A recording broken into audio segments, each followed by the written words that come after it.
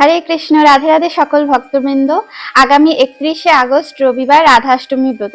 তোমরা কি জানো 1 লক্ষেরও বেশি একাদশী করার ফল এই একটি মাত্র রাধাষ্টমী ব্রত পালন করলেই পাওয়া যায়। 1000-এরও বেশি কন্যাদানের ফল পাওয়া যায় একটি মাত্র রাধাষ্টমী ব্রত পালনে। এবং জীবনের যত পাপ করেছো সর্ব পাপ ক্ষয় হয়ে যায় এই একটি মাত্র রাধাষ্টমী ব্রত পালন করলে। তো আজকে এই ভিডিওর মাধ্যমে আমরা জানবো যে রাধারানীর প্রিয় ফল, প্রিয় ফুল, প্রিয় মিষ্টি, প্রিয় সবজি এবং প্রিয় রং কি। রাধারানী হলেন ভগবান শ্রীকৃষ্ণের অন্তরঙ্গা বা আহ্লাদিনী শক্তি। রাধারানী প্রেম, করুণা এবং ভক্তির আধার। বৃন্দাবনে রাধাবল্লভ সম্প্রদায়ে রাধারানীকে সকল দেবদেবীর শীর্ষে গণ্য করা হয় এবং প্রেম ভক্তি সহকারে তার সেবা করা হয়। বছরে বিশেষ একটি দিনে রাধারানীর শ্রীচরণের দর্শন পাওয়া যায়। এছাড়াও গোপাষ্টমীতেও রাধারানীর শ্রীচরণের দর্শন পাওয়া যায়।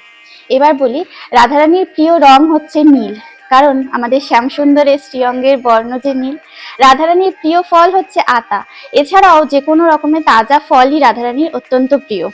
রাধারানীর প্রিয় মিষ্টি হচ্ছে রাবড়ি, ক্ষীর, মালপোয়া। রাধারানীর প্রিয় সবজি হচ্ছে গাটি কচু।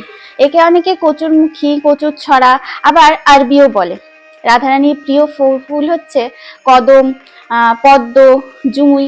এছাড়াও সাদা ও যে কোনো ধরনের সুগন্ধি ফুলও রাধারানীর অত্যন্ত প্রিয়। রাধারানীর সব থেকে অপছন্দের জিনিসটা হচ্ছে ধনেপাতা, কারণ ধনেপাতার গন্ধ রাধারানীর একদমই পছন্দ নয়। এবার বলি, রাধারানীকে কিভাবে তোমরা প্রসন্ন করতে পারো।